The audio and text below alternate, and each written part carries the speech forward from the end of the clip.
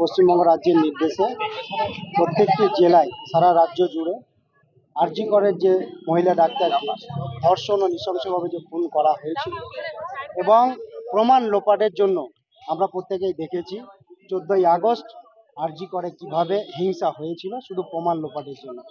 সেই তিলোত্তমার বিচারের জন্য আজকে আমাদের প্রত্যেকটা বিডিও অফিসে আমাদের ভারতীয় জনতা পার্টির পক্ষ থেকে অবস্থান বিক্ষোভ আমাদের চলছে।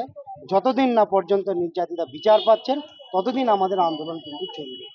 আজকে আমাদের যেমন প্রত্যেকটা ব্লকে ব্লকে অবস্থান বিক্ষোভ হলো, আগামী 6 তারিখে প্রত্যেকটা মন্ডল ওয়াইজ আমাদের চাক্কা জাম আছে। 2 ঘন্টা ধরে আমাদের চাক্কা জাম। না, আমরা বিডিওর সঙ্গে দেখা করতে যাচ্ছিলাম যে আমাদের যে কিছু দাবি দাবা ছিল।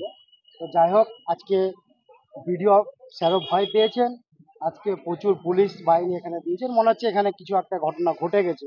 আমরা শান্তিপূর্ণভাবে এখানে আন্দোলনটা করতে এসেছিলাম এবং বিডিও স্যারের সঙ্গে আমরা দেখা করতে এসেছিলাম। আমাদের কিছু দাবি দাবা ছিল, সেগুলো নিয়ে আমরা কথা বলতে এসেছিলাম, কিন্তু পুলিশ আমাদেরকে যেতে দেয়নি।